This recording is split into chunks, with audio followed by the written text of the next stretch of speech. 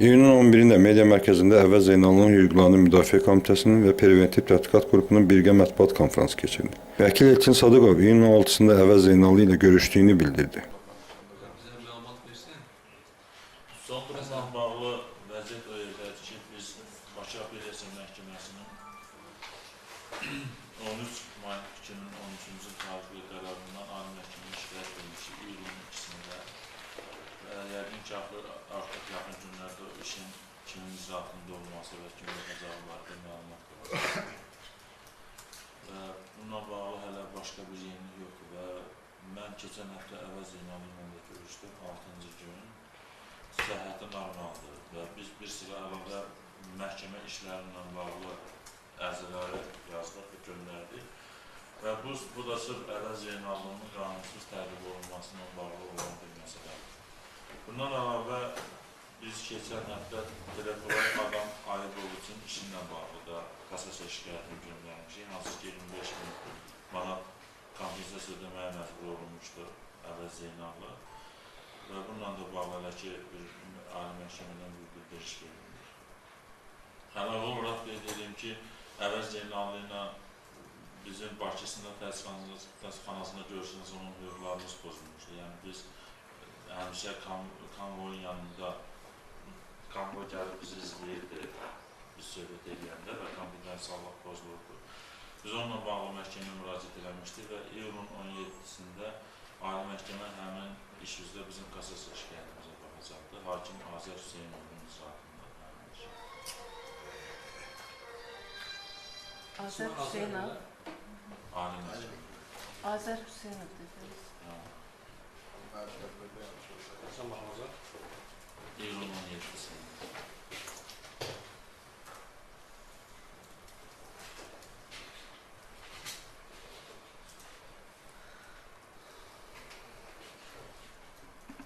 Hələlik bu qədər mən deyəcəyim məsələ. Səhhəti necədir? Yəni səhhəti ilə bağlı hər hansı ki, həkim nəzarəti və yaxud da səhhətinə bir problem var? Səhhətinlə bağlı hər hansı belə ciddi bir problem yoxdur və hamı ilə eyni şəraitdə saxlanılır, eyni barakda saxlanılır və əlavə heç bir hələ ki bir problem yaratmıydı rəhbərlik. Qəzetlərin verilməsinə bağlı problem var idi, o problem də artıq həll olunmaq üzrədir. Həbs qəti imkan tədbirindən ilkin işdən, yəni Avropa Məhkəməsinə şikayət hazırlanırmı? Yəni bu barədə nə deyə bilərsiniz? Biz deməli Əvəz Zeynalının həbs qəti imkan tədbirinin seçilməsindən, barəsində həbs qəti imkan tədbirinin seçilməsindən və sonra barəsindəki həbs qəti imkan tədbirinin 3 dəfə uzadılmasından və daha sonra biz 3 dəfə onun barəsində seçilmiş həbs qəti imkan tədbirinin hər dəfə uzadıldığı olaraq verilmişdi ev tutaqlığı və ya girovun əvəz olunması. Onları biz Avropa Məhkəməsinə göndərmişik. Əlavə olaraq Əvəz Zeynalının evində, ofisində və avtomobilində aparılmış axtarışlardan, şəxsi həyatın və jurnalist mənbəyinin qorunması, uyğun pozulmasından Avropa Məhkəməsinə şikayət edilmişik. Və əlavə olaraq Əvəz Zeynalının izlənilməsindən, telefon danışıqlarına qulaq asılmasından biz Avropa Məhkəməsinə şikayət edilmişik. Bu şikayət göndərilibdir, səhv eləmirəmsə 2012-ci ilin yazında, dəqiq tarix yadında deyil, o vaxt göndərmişik. Yəni iş icraata götürülür və yaxud da kommunikasiya mərhələsinin başlanmasına bağlı hansı məlumat var? Kommunikasiya mərhələsində əgər məhkəmə prioritet qaydada baxmırsa, kommunikasiya mərhələsi elə tezdir.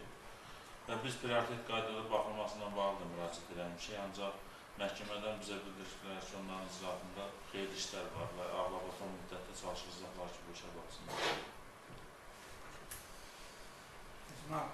Mətbuat günü ilə bağlı eramda var idi ki, müraciət ediləcək Əvəz Zeynalının azad olunması ilə bağlı. Yəni, belə bir müraciət nəzərdə tutulubmu və hansı formadır? Düzü müraciət barədə elə bir ətraflı məlumatım yoxdur. Yəni, hal-hazırda o cəza çəkən şəxs statusundadır və onun həbsdən azad olunması yox, ancaq belə deyək, cəzadan vaxtından əvvəl azad olunması mərhələsi də qanunda bu mərhələdə nəzərdə tutulmuyub. Ancaq əf yolunla o vaxtından əvvəl çıxa bilər, hazırki mərhələdə. Əfdə yazmalı, yəni hazırdır, yəni ki, yazmayacaq Əvəz Zeynallı.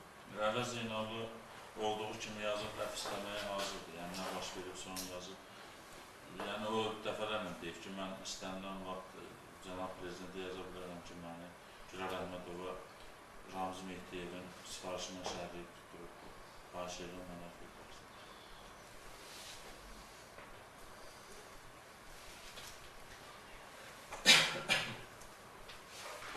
Nə var onu yazacaq.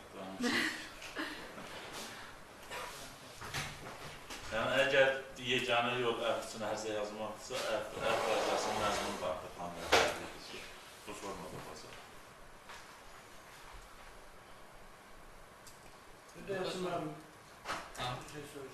Bu ayın 23'ünde mətbuat günü. Bundan bağlı biz Əvəzbəyin özünün de görüşündə söhbətlərimiz oldu. Bu penitensiar xidmətə müraciət edib, yəni müstəqil jurnalistlər və vəkillər, redaktorlar, hüquq müdafiəçiləri görüşmək üçün müraciət edib, yəni burada Əvəzbəyin görüşmək. Belə bir şey eləmək mümkündür. Qanunvericilikdə bu hallar mümkündür. Və penitensiar xidmət ərzə verilirsə, bu məsələni penitensiar xidmət özü həll edilmək səlahiyyətinə malikdir. Yəni biz onu deyib bugün eləyək, müraciət hazırlayaq. Prinsipcə bugün müraciət hazırlansa mümkündür ki, o 22-sinə qədər icra olunsun. Onda həm cəza çəkmə müəssisəsinin rəhbərliyinə ərzəyinə müraciət eləmək lazımdır, penitensiar xidmət rəisinə.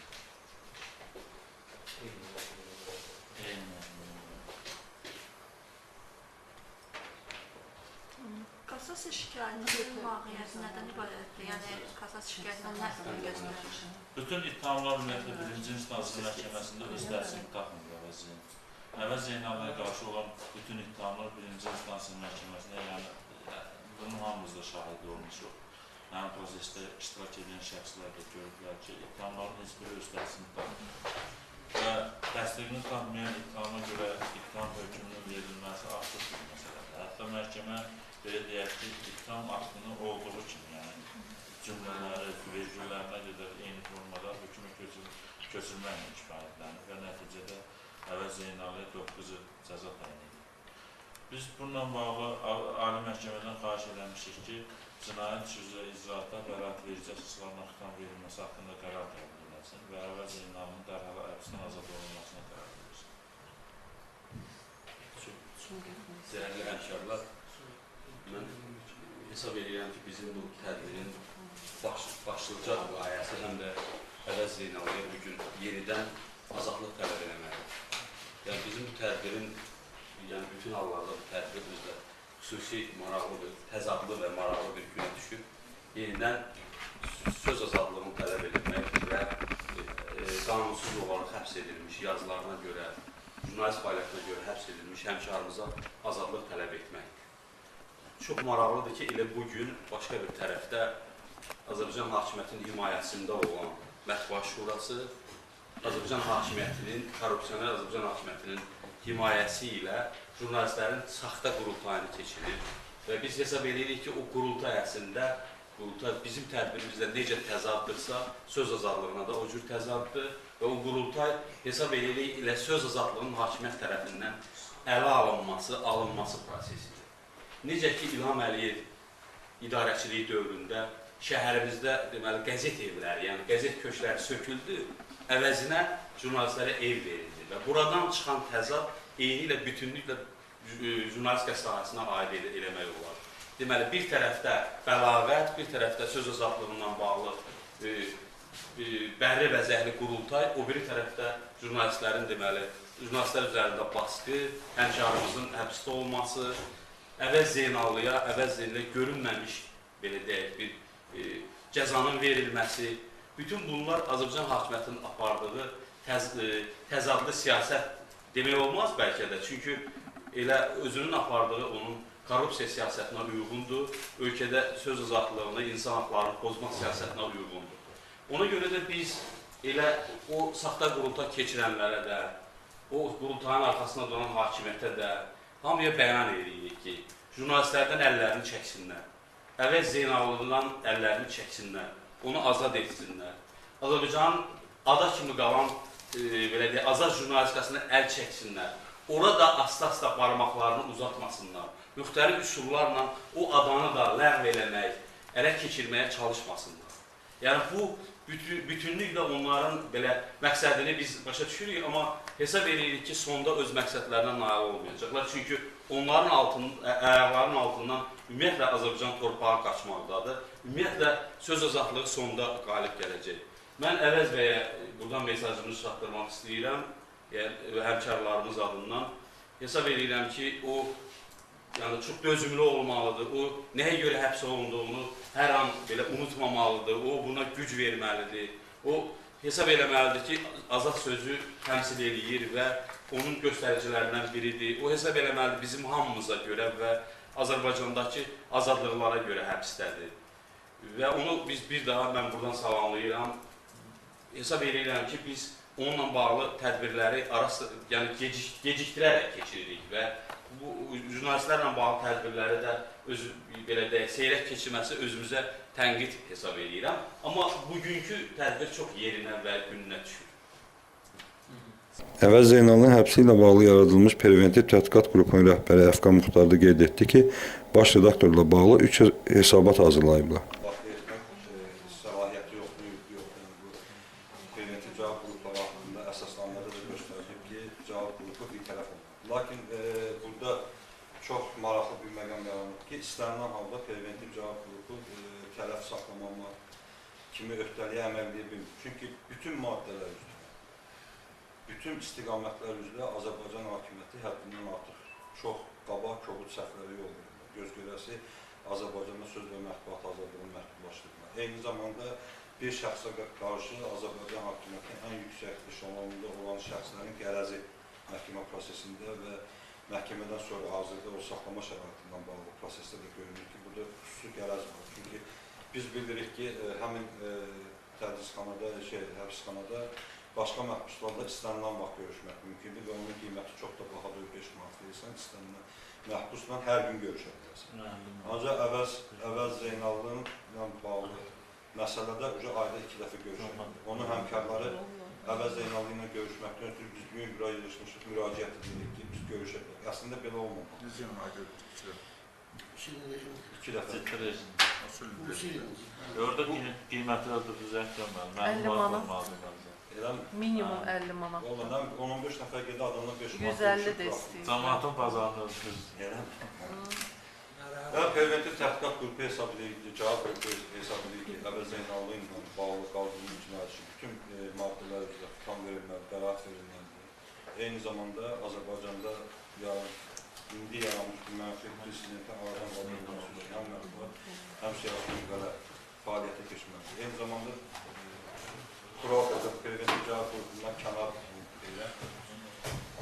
Təklif edirəm ki, Əvəz Zeynallının Hüquqlar Müdafiə Komitəsi adından biz Milli Şuraya müraciət edək, həm də Milli Şura söz və mətbuat azadlığı ilə bağlı qərar qətlənməlidir, qəranətlər verərkən Əvəz Zeynallının məsələsini tapasın və xüsusilə saxlasın. Çünki hazırda Azərbaycan həbsxanalarında yatan yeganə baş redaktordur ki, gündəlik bir qəzetin sahibi olub, eyni zamanda baş redaktor olub. Uzun ildə Azərbaycan mətbuatında imzası olan, sözü olan, özünün şəxsi keyfiyyətlərinə görə digər adamlardan, digər jurnalistlərdən fərqlənən bir şəxs həbsdədir. Əgər ki, bütün Azərbaycan cəmiyyəti Əvəz Zeynallının həbsdən azad olmalarına yanaşı söz və mətbuat azadlığı uğrunda konkret mübarizə aparmalıdır. Və bu mübarizə olmasa, yəqin ki, növbəti aylarda biz daha çox jurnalist həbslərinin şahid olacaq. Sağ olun. Buyurun. Üzr istəyəni preventiv qrup ilə gəlinin fəaliyyəti yoxdur. Fəaliyyəti yoxdur. Yəni, preventiv cavab qrupunun taleyi ilə qısa aydınlıq gətirir. Birinci hesabatdan sonra biz 3 nəfərdən ibarət edir, preventiv cavab qrupu və həmin qrupun üzvlərindən biri Rövşən Danyeri gözlənilmədiyi halda növbədən kənar tələb-tələsik əskərliyə aparıldı.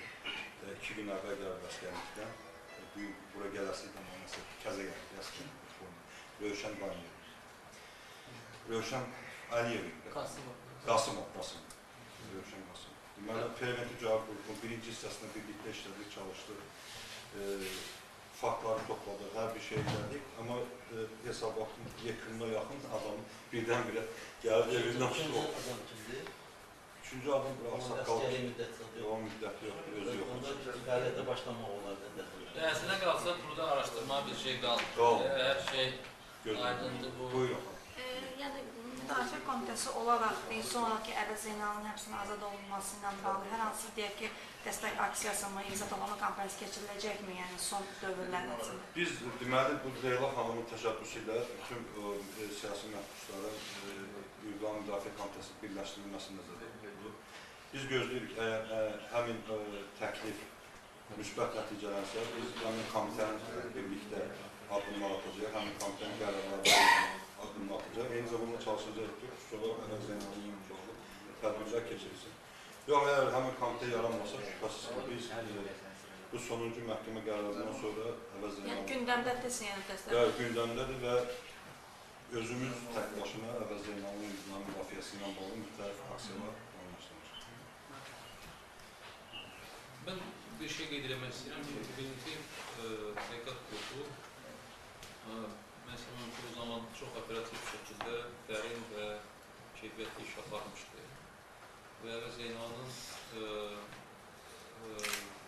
qeyri-qanuni və qərəzli həbs olunması və ona qarşı çıxarılan ittihamlar, atılan, bunların əsas səbəbləri və bunun arxasında duran maraqlar hamısı var, demək var, göstərilmişdir. Və sonra da bir ildən sonra Gülər Əhmədov həbs olunanda, yəni videolar çıxarmağa başlayanda, Rəşad Atıbar tərəfindən yayılan videolar üzə çıxandan sonra demək var ki, preventiv təhqiqat qrupunun apardığı bütün araşdırmalar və demək var ki, nəticələr o videolarda öz təksini tapdı. Və mən qeyd etmək istəyirəm ki, orada əsas personajlardan biri də Ramiz Mehdi. Və Ramiz Mehdi bilirsiniz ki, ona qarşı məhkəmə iddiası da qaldırmışdı və təmin də olmuşdu vaxtıyla sonradan. Və sonra da çıxarılmışdı işdən, yəni işin içindən. Həmən o Ramiz Mehdi'nin iddiası və s. Yəni demək istəyirəm ki, bütün bu təhqiqat qrupunun apardığı işdə, araşdırmada bütün adlar ki çəkilmişdi, onlar hamısı üzə çıxdı. Və demək var ki, təsdiqini də tapdı. Gülər Əhmədov bugün biz bilirik ki, həbsdədir və Ramiz Mehdi belə yox. Amma söhbət ondan gedir ki, belə bir vəziyyətdə əlbəttə ki, normal bir cəmiyyətdə mən istəmirəm vaxt nisbi Əvəz Zeynalı artıq buraxılmalı. Çünki bütün faktlar və sübutlar hamısı demək var ki, göz qabağında. Yəni, Əvəz Zeynalının həbsi sırf siyasi bir qərardır. Mən deyərdim, hətta bu müəyyən dərəcədə çox qisas məqsədi ilə həyata keçirilmişdir. Uzun müddət ki, İctimai Siyasi Şöbə hələ sənət başda olmaqla, Prezident Administrasiyası müddət başda olmaqla bununla mübarizə aparıblar, onu sındırmaq istəyirlər, almaq istəyirlər. Cürbəcə danışıqlar da gedib bu barədə deyilmişdir. Təhqiqat qrupunun hesabatlarında da o var. Ona görə ki, müqavimət göstərilir və davam edir fəaliyyəti. Yəni, hər cür, yəni, onlar çalışırlar ki, onu həbs etsinlər, alınmır. Burada qırmızı xət məsələsindən dediyi söhbət, açıq deyim ki, qırmızı xət məsələsi o zaman qoyulmuşdur. Çünki o zaman Əvəz Zeynalı həbs olmayanda redaktora birliyi fəaliyyətə başlamışdı, kifayət qədər aktiv və bu hakimiyyəti çox narahat eləməyə başladı.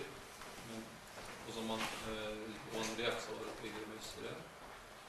Və onda da mən dedim ki, redaktorlara müraciət edərək dedim ki, beləsi bir mərhələdə kifayət qədər ehtiyatlı olmaq lazımdır.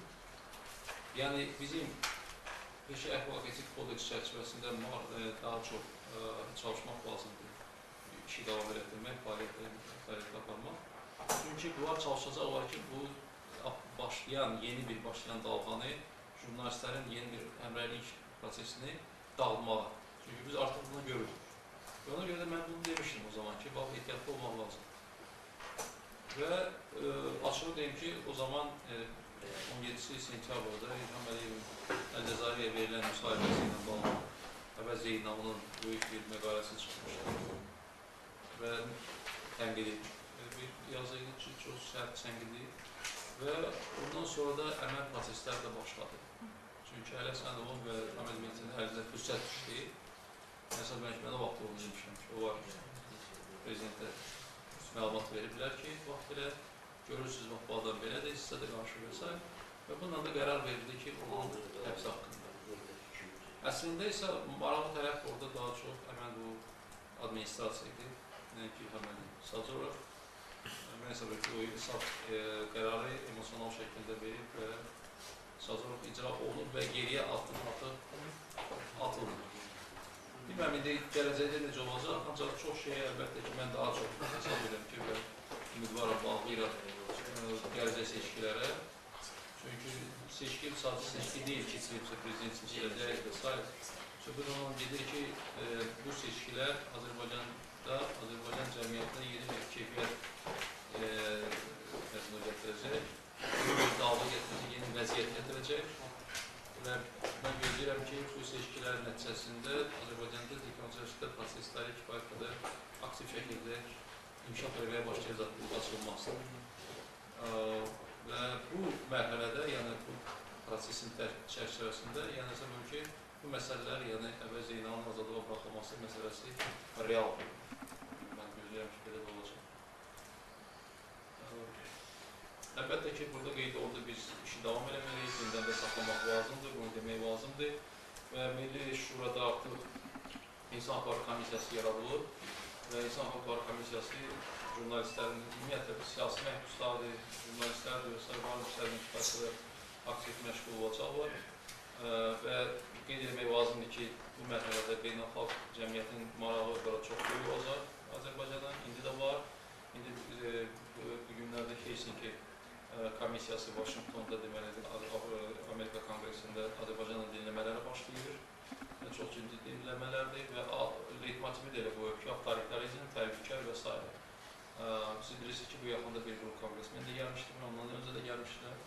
Yəni, və orada həmən o məsələlər, Əvəz Zeynalın məsələsi də var, başqa jurnalistlər və başqa siyasi məhsuslar bu mövzu kifayət qədər geniş yer alır. Hesab edirəm ki, bu kontekstdə biz uğur qazana biləcəyik. Xura qəzetinin direktoru Nizami Həsənlinin təklifi ilə mətbuat günü ərəfəsində hüquq müdafiəçilərinin və jurnalistlərin Əvəz Zeynali ilə görüşməsi üçün Ədliyyə Nazirliyinə müraciəti qəbul edildi. Tədbirdə həmçinin iyunun 22-sində Əvəz Zeynallı və həbsdə olan jurnalistlərin azad edilməsi üçün piket keçirilməsi barədə qərar qəbul edildi.